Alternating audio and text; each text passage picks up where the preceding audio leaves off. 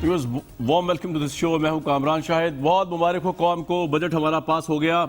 वो बजट जो कभी जहांगीर तरीन ग्रुप साहब की थ्रेट के अंडर था पंजाब के अंदर, कभी वो सीसा पलाई दीवार बने हुए थे शहबाज शरीफ साहब और साथ ही बिलावल भुट्टो ने कहा कि सीसा पलाई दीवार आधी आप फिर आधी मैं हूं, यहाँ सिंध से आप, मैं हूं पंजाब से आप हैं, पाश पाश कर देंगे। आज ऑपोजिशन खुद पाश पाश हो गई। ना उनके पास नंबर थे, ना उनकी आवाज़ थी, ना कोई हलचल थी, सब कुछ आराम से हो गया। और फाइनेंस बिल 2021-2022 कुछ तरामीम जो हुकूमत ही ने पेश की उनके साथ मंजूर कर लिया गया। हुकूमत को इसमें 172 वोट मिले जबकि मुखालफत में 138 वोट आए। दूर दूर तक अपोजिशन कहीं पे नहीं है। मैं तो परेशान हूँ कि ये किस बुनियाद के ऊपर अपोजिशन कर रही है।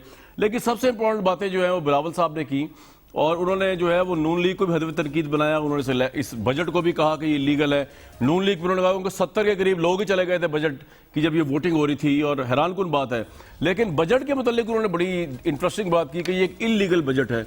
वो जरा सुन लेते हैं, उसके बाद प्रोग्राम में आते हैं जी।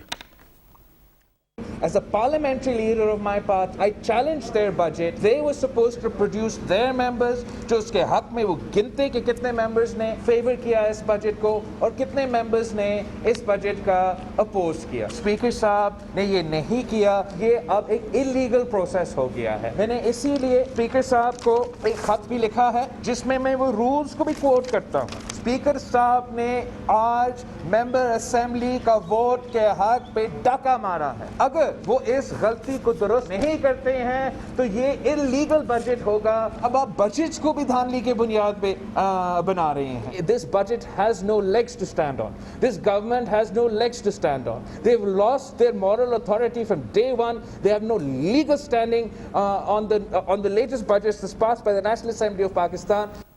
ये सब बातें तो है, डाका मार दिया। जरदारी साहब ने कहा कि हुकूमत चल के आ रही, हुकूमत तो है ही नहीं। ये सब अपनी जगह। लेकिन फैसल वाटा साहब, एक तो बहुत मुबारक हो आपको, आपने तमाम तरह प्रेशर के बावजूद जो है वो सीसा पलाई दीवार भी तोड़ दी, सब कुछ कर दिया। ये आपने किस तरह इतने चैलेंजिंग माहौल में, जहां पे शहबाज शरीफ साहब जैसे स्टॉलवर्ट पॉलिटिशियन, बिलावल भुट्टो साहब जैसे आउटस्पोकन पॉलिटिशियन कह रहे थे हम ये बजट पास नहीं होने देंगे, कैसे आपने बजट आज पास करा दिया? और ये भी बता दीजिए कि क्या इलीगल तरीके से पास कराया जो बिलावल साहब फरमा रहे हैं? वेलकम टू मियां जावेद लतीफ साहब और मंजूर साहब भी जी।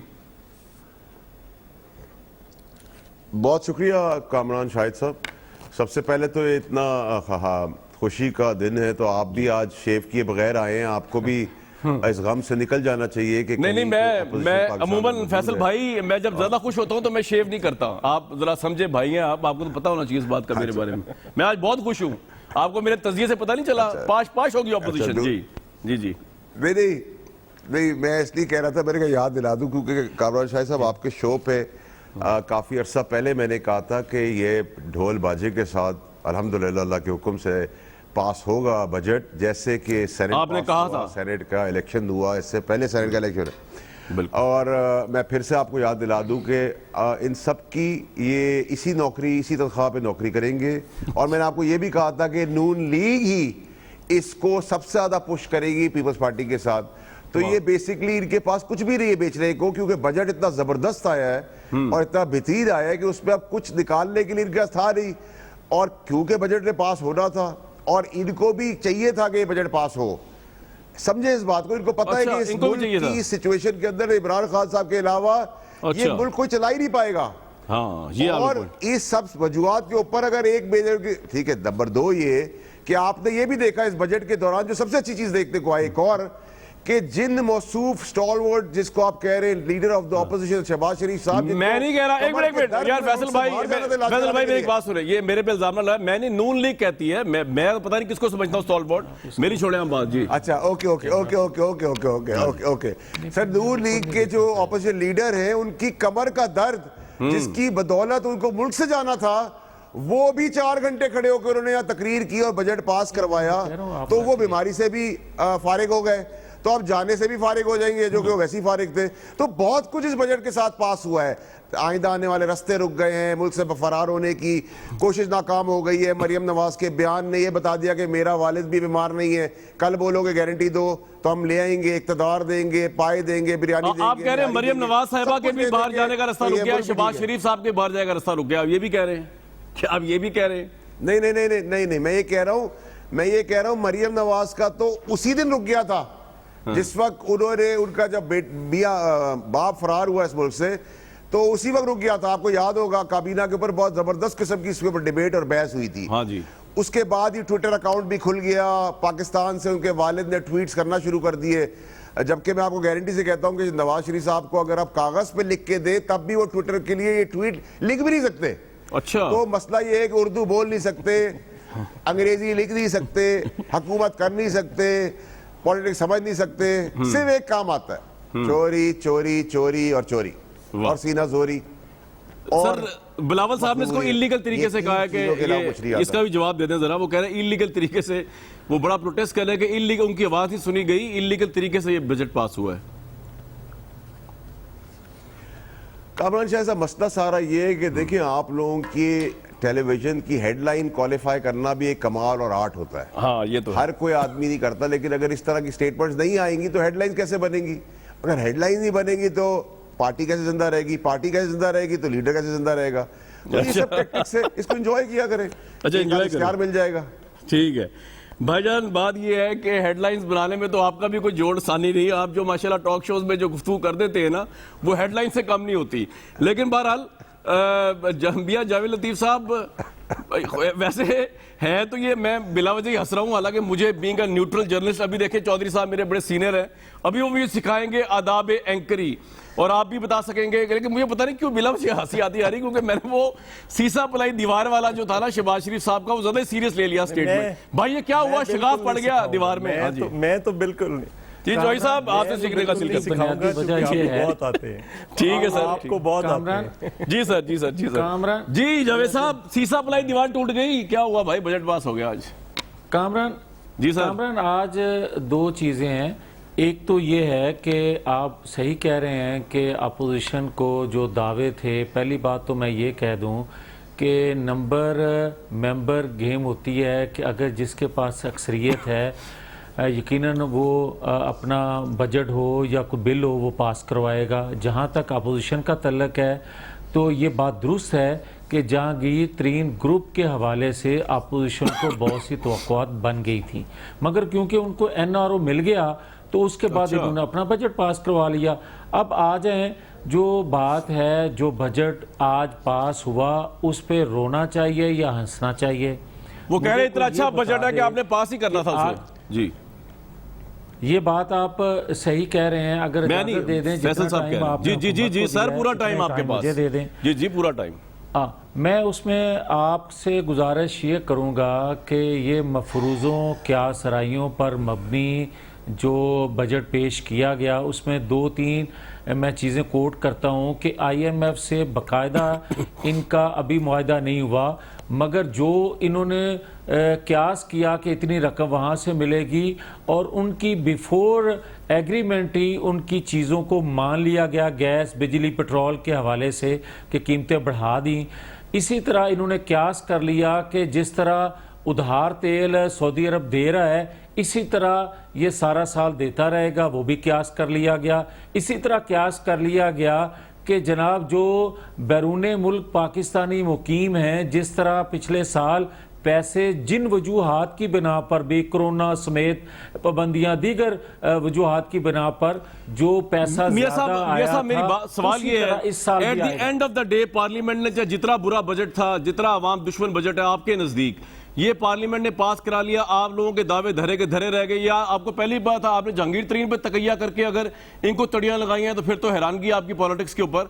लेकिन मुझे एक और सवाल है जो आप इसका जवाब आपसे लेना है कि बिलावल साहब ने कहा कि आपके 70 के करीब मेंबर्स जो थे वो शायद आज खामोश ही रहे, वोटिंग के अंदर चले गए, वो हाउस से वोटिंग में हिस्सा नहीं लिया, वो हुकूमत का साथ दे रहे हैं। बहुत दबे लफ्जों में उन्होंने, बिलावल साहब बड़े नाराज थे। इसको आप किस तरह रिस्पॉन्ड करेंगे?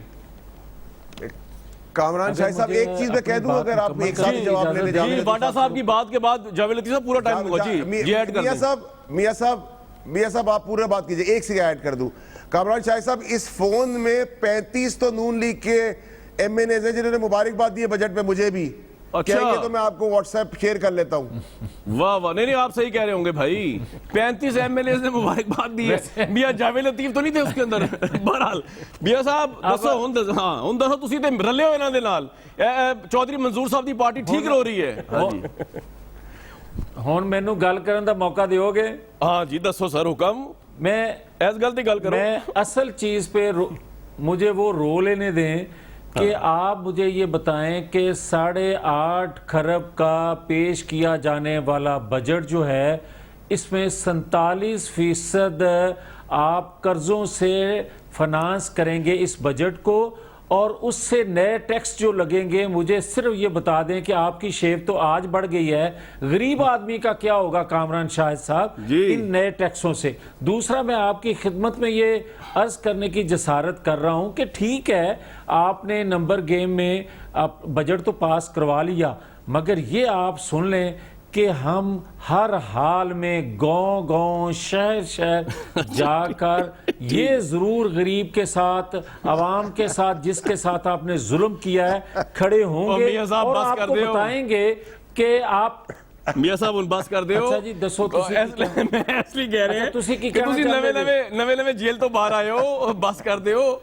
पता कर लो पहले पिछे थोड़ी अच्छा, पार्टी फिर- की क्यादत भी कह रही है कि नहीं कह रही। ठहर जो जरा साह ले लो, जरा साह ले लो, मैं जरा लेकिन- चॉइस साहब चला जाऊंगा। लेकिन साथ लेकिन ले लेकिन लो। हाँ जी। लेकिन मैं ये कामरान देखें, जी। आपने वादा किया था कि मैं आपको बर्गर लेकर रोजाना पहुंचा करूंगा जेल में। जेल में। वो तो तुसी पूरा नहीं किया। ओ भाईजान, मेरी गल है। जेल में। हाँ जी, मगर हाँ जी। आपको मैं ये जरूर कह देता हूं कि सानू मरन दा शौक एडा कोई नहीं, मगर जो हालात पाकिस्तानी कौम के हो गए हैं, अगर हम मरने के लिए तैयार ना हुए उनकी बिल्कुल ठीक है। खातर, तो फिर कल को कामरान किस मुंह से आप जाएंगे उनके दरवाजों पर? भाईजान मेरा तो यही मुंह होगा, चाहे शेव हो या शेव ना हो, मेरा तो अल्हम्दुलिल्लाह यही आपका- मुंह है। हाँ, क्योंकि मैं मेरी बात सुने, एक मिनट मियां साहब, नहीं, मैं वो बात नहीं करता। एक ਤੁਹਾਨੂੰ ਤਾਂ मिनट। ਤਨਖਾਹ ਮਿਲਦੀ ਰਹੀ। नहीं तनख्वाह सारे नहीं मिल रही है, हर एक को मिल रही है। कोई मेहनत दी ले रहा है, कोई किसी और तरीके ਨਾਲ ले रहा है, कोई हलाल दी ले रहा है, कोई गैर हलाल तरीके ਨਾਲ ले रहे हैं। मेरा तो ये मुंह इसलिए होएगा कि मैं गल वही करना है जिन्नी गल मैं कर सकना है। बंदे ਨੂੰ अपनी चादर वेख के जड़ा ना वो पांव फैलाना चाहिए ने। चौधरी साहब, मियां साहब, मैं यह गल कह रहा हूं, चौधरी साहब के बल चला जावा जरा। चौधरी साहब, बात ये हो रही है कि बेसिकली आपके साथ आप अपोजिशन भी एक नहीं है, तो ये जो जितने अब ये आप अपोजिशन की एक कट्ठा आपने कट्ठ बनाने की कोशिश की हुई है, इसका फ्यूचर लोगों को तो डार्क नजर आ रहा है। अपनी अपनी अपोजिशन करें, शिकवे शिकायत ना करें। आज बिलावल साहब ने भी इनसे शिकवा कर दिया, इन्होंने फैसल भाई ने तो बता दिया कि 35 लोगों ने वाकई वो किया है। बड़ा बुरा हाल है अपोजिशन का। इस तरह तो इससे तो बेहतर आप अलग अलग अपोजिशन करें अपनी। शुक्रिया कामरान शाह साहब। सर। मियां साहब, ਉਹ ਇਹਨਾਂ ਤੇ ਨਾ ਰਹਿਣਾ, ਜਾਗਦੇ ਰਹਿਣਾ। ਫੇਰ ਕਿਤੇ ਜੇਲ੍ਹ ਦਾ ਇਹ ਗੱਲ ਤੁਸੀਂ ਠੀਕ ਕਹਿੰਦੇ ਜੇ, ਮੈਂ ਤੇ ਦੇਖ ਲਿਆ ਉਹ ਮੈਨੂੰ ਇਹਨਾਂ ਵਾਅਦਾ ਕਰਨ ਦੇ ਬਾਵਜੂਦ ਮੈਨੂੰ ਬਰਗਰ ਨਹੀਂ नहीं ਦਿੱਤਾ। जी, मैं दसा चौधरी साहब, मैंने रोज आके कहते सर जी मैं हुन जेल जा रहा, हुन जेल जा रहा, मैं जेल ना चला जावा। और मैंने कहा चौधरी साहब हालाशीरी दी है इन्होंने। मैं कहा तुम जेल जाओ तो सही, बर्गर मैं पहुंचावांगा। चलो जी कंटिन्यू करो, चले ही गए हो, मेरी गल है सीरियस जी। ਉਸ ਤੋਂ ਬਾਅਦ मैं देखा कुछ भी नहीं सी, मैं पीछे देखा कामरान शायद को नहीं एक तो सी। मुझे एक तो बिल्कुल। मैंने इनको चौधरी कहना साहब। था जी फैसल वाडा साहब ने कहा कि मुबारकबाद, मैं इस मुल्क के गरीबों को मुबारकबाद देना चाहता हूँ कि 5 रुपए किलो आटे की कीमत में इजाफा हो गया है, 18 रुपए किलो घी की कीमत में इजाफा हो गया है, चीनी की कीमत में इजाफा हो गया है, बम्पर क्रॉप हुई है गंदम की, पाकिस्तान की तारीख में इतनी नहीं हुई, गंदम फिर भी इंपोर्ट कर रहे हैं। बम्पर क्रॉप हुई है कपास की, गन्ने की, चीनी फिर हम इंपोर्ट कर रहे हैं। मुझे नहीं समझ आ रही कि वो बम्पर क्रॉप्स किधर जा रही हैं और कहाँ पे जा रही हैं। बम्पर क्रॉप्स हुई थी जब हम आए थे, तो फिर पाकिस्तान 2010 और 11 के सैलाब के बावजूद आटा तो हमने एक्सपोर्ट की इजाज़त नहीं दी थी, गंदम भी वाफर मिकदार में पड़ी थी। फूड अनसिक्योरिटी से फूड बास्केट में तब्दील कर दिया था, लेकिन एक्सपोर्ट गंदम की बाकी मसनूआत ज़रूर जा रही थी। ठीक। अब क्या सूरत हाल है? बिजली की कीमत, फर्नेस ऑयल पे टैक्स लगा है, बिजली की कीमत बढ़ेगी, मैं आज अभी कह रहा हूँ, अच्छा नोट कर लें। तेल पे नोट। इन्होंने कहा है कि हम 602 अरब रुपए या 610 अरब रुपए, एग्जैक्ट नहीं मुझे, वो उधर से लेवी से आएगा, पेट्रोल की कीमत बढ़ेगी। ₹5 जो 610 गरीब आदमी अरब। पैकेज लगाते हैं, ना मैंने पैकेज लगवाया, ना आपने, ना फैसल वाडा ने, वो गरीबों का काम था, उस पर टैक्स लगाए। ठीक। यानी छूट किसको दी है? आपने दी है, अगर किसी को दी है तो टेक्सटाइल मिल वाले को दी होगी, आपने दी है तो इंडस्ट्रियल वो कंस्ट्रक्शन वालों को दी होगी, बैंकों को, स्टॉक मार्केट को। वहां पे गरीब आदमी नहीं है। अमीरों को छूट दे रहे हैं इस टैक्स के अंदर और गरीबों पे टैक्स लगा रहे हैं आप। एक तो ये मुझे कहना था। दूसरा, जो बिलावल साहब ने कहा इलीगल है, NFC अवार्ड अगर नहीं होगा तो सूबों को उसके मुताबिक उसके जायज़ जो राइट्स हैं वो नहीं जा रहे। ये एक इशू है। मैं ये कह रहा हूं कि पिछले साल अभी 30 जून के बाद पंजाब की क्लोजिंग सर, लेकिन मुझे एक बात बताइए चौधरी साहब, मैं आपके सामने सिंध के हालात भी रखना चाह रहा हूं। कम मिला था। सिंध के अंदर जो कुछ हो रहा है आज, जरा देखिए, जो सिंध के ऑपोजिशन लीडर फिरदौस शमीम नकवी, उन्होंने जिस तरह इस्तीफे का ऐलान किया, उनको जिस तरह बोलने नहीं दिया जा रहा, जो कंप्लेंट आपकी असद कैसर साहब से है कौमी असेंबली में, एग्जैक्टली आप वही कर रहे हैं मुबैना तौर पर। जरा सुनवा दें। फिरदौस शमीम नकवी साहब ने असेंबली से आज मुस्ताफी होने का ऐलान किया, उनको बात करने की परमिशन नहीं मिलती 2-3 साल में। जो सूरत 5 अदद MPs को और जमात इस्लामी के MPA को अंदर नहीं आने दिया, पार्लिमानी लीडर को। मैं ये समझता हूँ कि मैं अपने लोगों की, अपने कॉन्स्टिट्यूएंट्स की कोई खिदमत नहीं कर सकता इस ऐवान का रुकन बन। मैं सिंध हुकूमत के रवैयों पे, उनकी चोरी के खिलाफ, आसिफ जरदारी मुल्क की सबसे बड़ी बीमारी की डकैती के खिलाफ मैं एहतजाजन अपना इस्तीफा पेश करके आया हूँ फ्लोर ऑफ द हाउस पे। चौधरी साहब, योर टेक सर, क्या चल रहा है सिंध में? नहीं, कहा उन्होंने ये है, लेकिन उनका मतलब ये है कि मैं कुछ नहीं कर सका। उनको कोई फंड्स नहीं दिए गए फेडरल गवर्नमेंट की तरफ से। फेडरल गवर्नमेंट बताए ना, अभी फैसल वाडा साहब बैठे हैं कराची में, क्या दिया इन्होंने? सिर्फ ऐलानात किए थे। जो ऐलानात किए थे उसमें से क्या दिया गया है? कुछ भी नहीं दिया गया। एक बात जो बिलावल साहब ने कहा कि ये गैर कानूनी है, उसकी वजह यह है कि NFC अवार्ड अगर नहीं होगा तो NFC अवार्ड के बगैर तो जो बजट है या आपका फाइनेंस बिल है, ये गैर आईनी है। तो ये बात उन्होंने कही और ये आईनी नुक्ता है। लेकिन सर, चौधरी साहब चला जाए कोर्ट के अंदर, ये गैर आईनी है, तो प्रॉब्लम क्या है? वफाकी हुकूमत में पड़ जाएगी। ठीक है वाडा भाई, बात ये बता दीजिए फैसल साहब के, क्या वफाकी हुकूमत? एक बात और कहनी है मुझे, एक बात कामरान शायद एक बात और कहनी है। देखिए, मियां शहबाज शरीफ साहब का जेन्युइन इशू था। उनके कजन की डेथ हुई है, उनके गालबन बहनोई भी हैं, लेकिन बाकी लोग जो हैं वो उनको हाउस में होना चाहिए था और ठीक पॉइंट आउट किया था। और डिप्टी स्पीकर ने ज्यादती की, उसने टाइम गेन किया, जानबूझकर 3 बार कहा कि मैं काउंटिंग कराऊंगा, फिर भागते हुए सारे आए, इंक्लूडिंग प्राइम मिनिस्टर। जब उन्होंने पॉइंट आउट किया तो उस वक्त हाउस के अंदर तादाद ज्यादा थी। और यही होता है, मुझे याद है मैंने स्टील मिल के ऊपर एक रेजोल्यूशन पेश की थी, तकरीर करता गया। जब मैंने देखा कि हाउस में अब हुकूमत के लोग कम हैं, हमने वोटिंग का चैलेंज कर दिया। बिल्कुल ठीक है। अजलास को उठ के चले गए। तो ये आपने देखना होता है। अगर अपोजिशन अपने मेंबर पूरे रखती, चलो मियां शहबाज शरीफ साहब को छोड़ देते, और उस वक्त चैलेंज करती जब उनके कम होते, तो ये डिफीट हो सकता था। बिल्कुल सर, ये आपका पॉइंट आ हो गया। सकता। फैसल साहब, ये जो कराची सिंध के मामलात हैं, इसके अंदर मुझे पता है प्राइम मिनिस्टर का भी, वफाकी वुज़रा का भी बशमूल आपकी यही परसेप्शन है कि हम पैसे इसलिए नहीं देंगे कराची को या सिंध की गवर्नमेंट को, क्योंकि मैंने एक वफाकी वजीर का सुना, वो कहते हैं जी 100 रुपया अगर देंगे तो 60 रुपया जेब में डाल लेगी पीपल्स पार्टी और 40 रुपया सिर्फ लगाएगी। लेकिन इनके पास लगाएं ना जी, खुद लगाएं। ये इनके पास इलेक्टेड मैंडेट भी है। तो आपने आइंदा कराची से, आपने भी खड़े होना है, आप भी कराची से बिलोंग करते हैं, आप वहां के MNA भी रहे हैं, आपके और भी MNAs हैं। तो सर, इस तरह किस तरह होगा नेक्स्ट टाइम? कराची किस तरह आपको वोट देगा अगर आप सिर्फ इस वजह से ही कि ये करप्ट है लेकिन ये इलेक्टेड है, उसके बावजूद आप इनको नहीं देंगे? बकौल आपके करप्ट है, मैं नहीं कह रहा जी। कामरान शाह साहब, मुझे नहीं पता किस वजीर ने आपको ये कहा है कि 60% ये खा लेते हैं और 40% लगाते हैं। मेरा नहीं ख्याल, अगर आप नाम ले लेते तो मेरे ख्याल से उनको चेक करने की जरूरत है। 95% ये खा लेते हैं, 5% लगाते हैं। मेरा ख्याल से फवाद साहब ने कहा है जी। ये गलत कह रहे हैं आप गलत कह रहे हैं। उसमें से 110% खा लेते हैं 100 में से। नहीं, अच्छा सुने ना सर, वो फवाद साहब ने तो एक जनरलाइज बात की है चौधरी साहब ने। तो चौधरी साहब के आगे यूजुअली मैं चैलेंज नहीं करता उनकी बात को, लेकिन क्योंकि मैं कराची का हूं तो मैंने उनको बता रहा था, वो शायद नून लीग का बता रहे होंगे 60-80%, 95% है यहाँ कराची में, सिंध में। एक दूसरा ये कि चौधरी मजदूर साहब को मैं, चौधरी मजदूर साहब ने आटे और चीनी की सारी बातें की। मैं चौधरी मजदूर साहब की खिदमत में पेश करना चाहता हूँ कि कराची में, सिंध में 20 साल रूल करने के बाद सिंध को पेरिस बना दिया। क्या कहते हैं, इंटीरियर सिंध में कुत्ते काटने का इलाज नहीं हो सका 20 साल में, या हो गया है मुझे नहीं पता, शायद मुझे नहीं पता।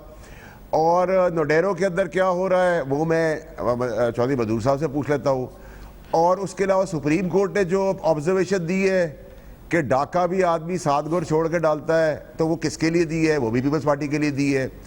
थर में जो बच्चे बेचारे वफात पा रहे हैं उनको खाना मिल गया है और उनको छत भी मिल गई है और पीने का पानी भी मिल गया है। सिंध में जितना स्कूल और एजुकेशन की परसेंटेज है किसी दुनिया में किसी वेस्टर्न तरक्की याफ्ता मुल्क के अंदर नहीं है।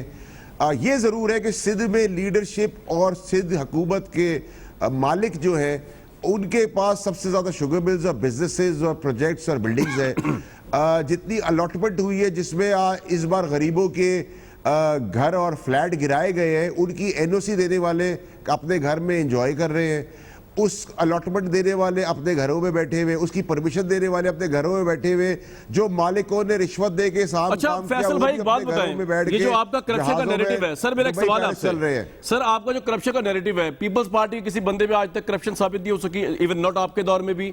नून लीग के जितने बंदे हैं वो जमानतों में रिहा हुए हैं, अभी रिसेंट एडिशन जो हुआ है उसके अंदर ख्वाजा आसिफ साहब है। तो ये करप्शन का नैरेटिव भी लोग कहते हैं कि यार नवाज शरीफ कन्विक्टेड थे, उनको तो आपने खुद ही बाहर जाने दिया, बाकी सब मिफ्ता इस्माइल, शाहिद खाकान अब्बासी, जावेद लतीफ साहब पे तो हर केस डिफरेंट था, गद्दारी शदारी का था। जो करप्शन के ये ख्वाजा साद रफीक ये सब बाहर निकलाए सर, तो ये तो आपका ये नैरेटिव भी इस इलेक्शन में तो नहीं चलेगा कि ये करप्ट है, ये तो बाहर है। कामरान शाहिद साहब जी, कामरान शाहिद साहब कामरान शाहिद साहब इस मुल्क की 65 साल हिस्ट्री के हिसाब से तो मैं समझता हूं कि जो आपने बात की वो फैक्चुअल है कि करप्शन ना इस मुल्क में साबित कोई कर सकता है, ना साबित होने दी जाएगी, और जब साबित हो जाएगी तो उस वक्त भी हमदर्दी की बिना के ऊपर उनको मुल्क से बाहर निकाला जाएगा, तीसरी चौथी दफा भी, और फिर गले लगा भी लिया जाएगा, कॉन्ट्रैक्ट्स भी किए जाएंगे। लेकिन जो चीज मैं आपको बता रहा हूं, इस मुल्क की 65 साल निजाम के अंदर शायद ईमानदारी के ऊपर इमरान खान साहब को जरूर सजा हो सकती है, और ऐसी सजा हो सकती है जो आज तक आपने सुनी भी दिया हो। ये अगर आप मुझे कह देंगे तो मैं अब मान लूंगा, वरना सजा का तो यार निजाम ही नहीं है। यहां तो आपने देखा है कि हर आदमी बड़े से बड़ी चोरी करता है, मैक्सिमम 6 महीने के लिए अंदर जाता है, जब बाहर निकलता है तो ऐसे बाहर निकलता है जैसे मुल्क फतह किया हुआ है। और जहां तक आपका कानूनी निजाम की बात है तो कानून के ठेकेदार तो 65 साल से जो हुकूमत कर रहे हैं या 30-35 साल से, वो आपके सामने दो आपका पॉइंट आ गया जी, ये आपका पॉइंट आ गया, आपका पॉइंट आ गया। मैं एक ब्रेक के बाद पूछूंगा दोनों अपने ऑपोजिशन के लीडरान से कि जनाब अगर करप्शन का परसेप्शन है तो उसको असर जाहिर करने के लिए आपने क्या किया, और अगर ये इतने वसूख से कह रहे हैं तो कितनी इस मुल्क में करप्शन होगी तो उसके बाद इस मुल्क में तरक्की भी शुरू होगी। और कल प्राइम मिनिस्टर खिताब करने जा रहे हैं कौमी असेंबली से, तो उसके लिए क्या डेकोरम है, क्या ऑपोजिशन उनको खिताब करने देगी, या फिर शहबाज शरीफ साहब की तरह धक्कम पेल होगा और हंगामा होगा और ये इस मुल्क की कौमी असेंबली जो है सिंध असेंबली और दूसरी असेंबलियों की तरह फिर एक दफा तमाशा बनेगी? ये सब सवालात एक ब्रेक के बाद। तो पाकिस्तान के लिए बहुत से चैलेंजेस है, महंगाई चैलेंज है, अफगानिस्तान की वॉर चैलेंज है, तालिबान वहाँ फतह क्लेम कर रहे हैं, ज़राए से चल रहा है पता कि इंडिया के तालिबान के साथ राब्ते हो रहे हैं, कुछ शराइत चल रही है, ये सब बड़े बड़े चैलेंजेस है। अगला इलेक्शन बहुत बड़ा चैलेंज है, पाकिस्तान की कौम ने फैसला करना है क्योंकि ये इलाका जो है बड़ा इंपॉर्टेंट है बहुत से रीजंस की वजह से। अभी भी बातें की फैसल वाडा साहब ने बहुत ज्यादा, मियाँ जावेद लतीफ साहब, चौधरी मंसूर साहब की पार्टी के ऊपर। मियाँ साहब, सबसे पहला सवाल जो सबसे मैंने आखिरी बात की थी, कल प्राइम मिनिस्टर खिताब कर रहे हैं, बजट सेशन कोई क्लोजिंग कर रहे हैं, कौमी असेंबली से खिताब कर रहे हैं, कौमी सलामती के इश्यूज पे तो हमें एक होना चाहिए। अब आपने बजट के अंदर 35 बंदों ने आपके ऑलरेडी मुबारकबाद दे दी है वाडा साहब को, बजट आराम पीसफुल तरीके से पास हो गया है, तो कल आप हंगामा किए बगैर प्राइम मिनिस्टर को स्पीच करने देंगे? एक अच्छी रवायात हम शुरू कर सकते हैं कल से। देखें कामरान, ये बड़ी अच्छी बात है और मैं बिल्कुल इसको इंडोर्स करता हूँ, इस ख्वाहिश कोशिश को, मगर मैं ये ज़रूर अर्ज़ करूँगा कि जब तक ये हैं प्राइम मिनिस्टर, जब तक लगाए रखना है किसी ने इनको, मैं सिर्फ ये गुजारिश करूँगा कि इनको लिखी हुई एक पर्ची, ये कहा करते थे लोगों को, मगर इनको लिखी हुई क्यों लिखी हुई पर्ची क्यों? उसके अलावा ये ना बोले। He is a very good speaker. वजह ये है, मैं वजह बता रहा हूँ। आप जब न्यूक्लियर पावर को कहेंगे कि कश्मीर इशू हल होने के बाद इसको रोल बैक कर देना चाहिए। जब आप ख़वातीन के लिबास के हवाले से बात करते हैं, जब आप खारजा अमूर के हवाले से, अफ़गानिस्तान के हवाले से आप बात कर लेते हैं, इस खित्ते में अगले 4-5 माह के अंदर बहुत सी तब्दीलियाँ आने वाली हैं, क्योंकि मसूफ को कोई इल्म नहीं है, मसूफ को कोई तजर्बा नहीं है, मसूफ की कोई टीम नहीं है। तो इसलिए मेरी गुजारिश होगी कि इस कौम ने भुगतना है अगले 25-30 साल, लिहाजा वो बात की जाए जो आने वाली नस्लों को सामना उनका शर्मिंदगी से न करना। ठीक है सर, ये आपका पॉइंट आ गया जो आप बात फरमा रहे हैं प्राइम मिनिस्टर के, आपने जवाब दे दिया। मैं इसको दोबारा कहता मैं चौधरी साहब का पॉइंट ऑफ व्यू। चौधरी साहब कल वो कह रहे हैं लिखी हुई स्पीच दे दें, मियां साहब ने ये कहा है, तो आप मुझे श्योरिटी दे रहे हैं, अब मुझे तो क्या देनी है, प्राइम मिनिस्टर ऑफिस को, प्राइम मिनिस्टर को श्योरिटी दे रहे हैं, कल आराम से बात हो जाएगी प्राइम मिनिस्टर की। मुझे नहीं पता जी, ये तो उनका इशू है जो पार्लियामेंट के अंदर लोग बैठे हैं, चूंकि मियां साहब मेंबर हैं, वो बता सकते हैं। मैं तो मेंबर नहीं हूँ, वहाँ पे क्या हिकमत अमली होगी। लेकिन मैं एक गुजारिश करना चाहता हूँ फैसल वाडा साहब से। ये जो केपी के हैं ना, जो जहाँ पे पिछले 7 साल में इनकलाब बर्पा हुआ है, जी जी, इसके सबसे ज़्यादा लोग तबाह हाल सिंध में दिल के ऑपरेशन करवाने जा रहे हैं, जिगर के ऑपरेशन करवाने जा रहे हैं और गुर्दे के ऑपरेशन करवाने जा रहे हैं। इलाज तबाह हाल सिंध में करवाने जा रहे हैं, जो वहाँ पे जहाँ पे इन्होंने इनकलाब बर्पा किया है। 2017 में जब थर का बहुत शोर था, अभी गूगल करें और निकालें, पाकिस्तान में हाईएस्ट मॉर्टेलिटी रेट बच्चों का कहाँ था। मुझे तकलीफ होती है कहीं का भी बच्चा मरेगा, लेकिन सबसे ज़्यादा कहाँ थे, 4 सद्दा के अंदर। इस वक्त अभी फिर दोबारा मैं चैलेंज करके कहता हूँ, हाईएस्ट मॉर्टेलिटी रेट बच्चों का किधर है, कोहिस्तान के अंदर, पाकिस्तान के अंदर सबसे ज़्यादा स्कूलों से बच्चे बाहर किसके हैं, पंजाब के हैं, जहाँ पे इनकी हुकूमत है। अब ये कहेंगे हमें तो सिर्फ 3 साल हुए हैं। अभी आपके टीवी पे खबर चल रही थी, मुबारक को 6 रुपये पेट्रोल की कीमत में इजाफे की समरी अभी भेज दी है। मुबारक को बजट ने अपने बच्चे देने शुरू कर दिए हैं, जो ये कहते थे टैक्स फ्री बजट है, वो आने शुरू हो गए। वैसे मैं चौधरी साहब आपको एक चीज दिखाऊं, चौधरी साहब अगर आप रुक जाए एक सेकंड के लिए, आपने लाहौर की बात की, चौधरी साहब आपने लाहौर की बात की, दिखाएं जी जरा। ये देखने वाली लम्हा फिक्री है कि पाकिस्तान पंजाब के सूबा के शहर लाहौर के अंदर एक जो लिफ्ट ऑपरेटर है और सिक्योरिटी गार्ड और वार्ड बॉय वो सर्जन बन गए। ये आप देखें, ये lift operator, security guard, ward boy ये ऑपरेशन कर रहे हैं जिना हॉस्पिटल लाहौर के अंदर। ये आपको एक्सक्लूसिव मैं दिखा रहा हूं, जिना हॉस्पिटल लाहौर के अंदर इन्होंने एक मरीज को के हाथों से सरिया निकाला है बाकायदा तौर पे। ये ना प्रोफेशनल डॉक्टर है ना प्रोफेशनल सर्जन है। ये आप लम्हा फिक्रिया देखें जरा, लाहौर के अंदर हो क्या रहा है। बुजदार साहब जिंदाबाद, उनके दौर के अंदर ये सब कुछ हो रहा है और ये टोटल एडमिनिस्ट्रेटिव इशू है कि ये पोजीशन है वहां पे कि हाथ के अंदर से सरिया निकाला जा रहा है। ये आप देख सकते हैं, रोजाना दुनिया की खबर भी है, सिलसिले में आई है और ये फुटेज आपको दिखा दी है। वाडा भाई, अस्पतालों के हालात तो बड़े खराब हैं। आप जी चौधरी साहब कंप्लीट कर लें। कामरान चौधरी साहब कंप्लीट कर लें सर। चौधरी साहब के बाद फिर मियां साहब, फिर फैसल साहब। फिक्रा मुझे कहना सर, चौधरी साहब के बाद मियां साहब, आप फिर फैसल साहब इकट्ठे जवाब देंगे। अच्छा, मुझे सिर्फ ये कहना है कि ये गर्दान इनकी है, एनआरओ नहीं दूंगा। और इस वक्त एनआरओ की बारिशें, मैं कह रहा हूँ जिस तरीके से हो रही हैं, जैसे सावन की बारिश होती है हुकूमती अरकान पे, जहांगीर तरीन से लेकर मैं किस किस का नाम लूँ और किस किस केस का नाम लूँ, और उससे इनकी खेतियां हरी भरी हैं और गर्दान इनकी एनआरओ नहीं दूंगा। मैं कहूं तो गिनवा देता हूं वो सारे के सारे जो एनआरओ दिए गए हैं इस फाइनेंस बिल के अंदर किस किस को दिए गए। बिल्कुल ठीक है जी। मियां साहब कुछ कहना चाह रहे हैं, फिर मैंने फैसल साहब ने जवाब देना। मैं अर्ज करना चाहता हूं फैसल वाडा साहब से। मैं पूछना सिर्फ ये चाहता हूं, करप्शन का इन्होंने बड़ा रौला डाला था।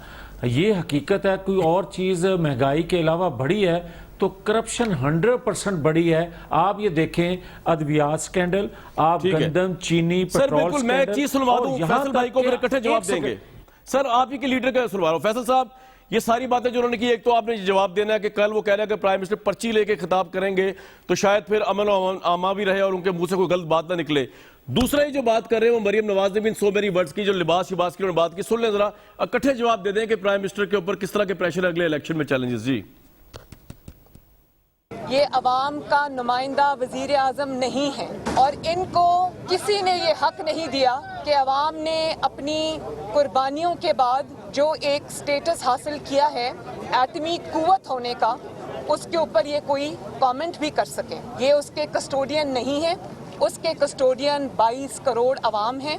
कश्मीर का तो नाम आपको लेना ही नहीं चाहिए। कश्मीर का सौदा आप करके आए। जब आप पाकिस्तान की तरक्की में एक ईंट का इजाफा नहीं कर सके तो आपको किसने ये हक दिया कि आप जी फैसल भाई, एक तो ये कि कल प्राइम मिनिस्टर को कह दें कि नून लीग कह रही है पर्ची पकड़ लें ताकि पीस और डिसिप्लिन रहे।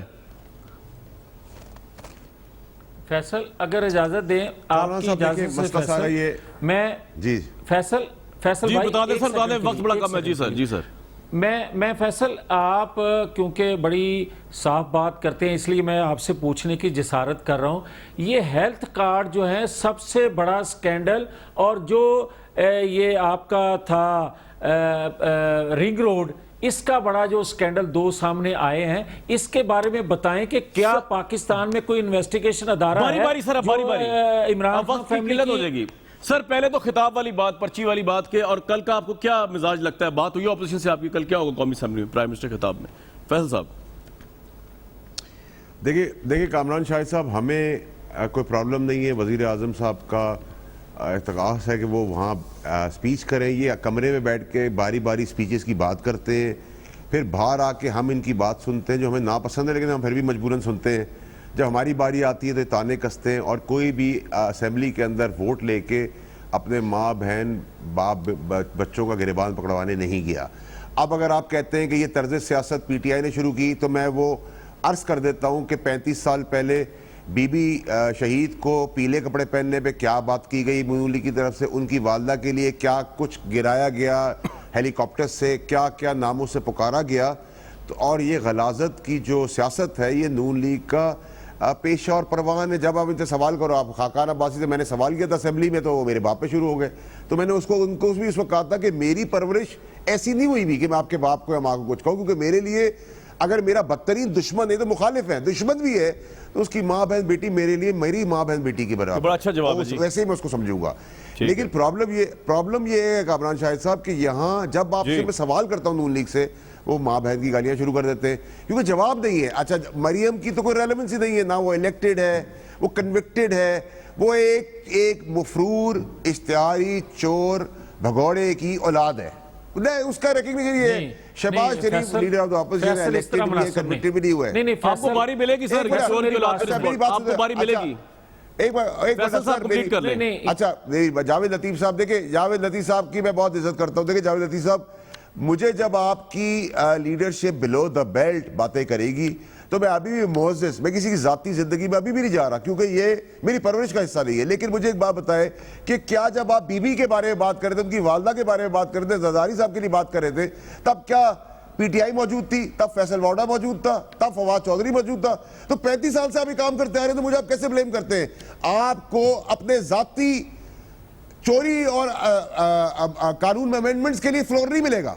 आपको पाकिस्तान की बेहतरी के लिए बात करनी है, आवाम के लिए बात करनी है, कोई महंगाई कम करने की बात करनी है, कोई अच्छा मशवरा देना है, आप आज रात को आ जाए, हम आपका हाथ सामने रखकर इज्जत से आपका एहतराम कर बात करेंगे। लेकिन अब जब आप बात करने आएंगे कि नए कानून चेंज कर दे, मेरे लीडर के केस माफ कर दे, जस्टिस कयूम जैसा जज लगा दे, सैफुर रहमान जैसा नैब का आदमी लगा दे, वो हम नहीं कर सकते। फैसल साहब मुझे बात बताएं, उसके लिए एक बात बताइए, मरियम नवाज जी मियां साहब मुझे जवाब देने में ये मुनासिब नहीं होगा।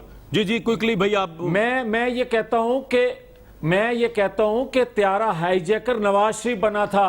साकिब निसार और अरशद मलिक जैसे जज से फैसले आए हैं, ये फैसले किसी और के लिए आए तो फिर बताना फैसल वाडा।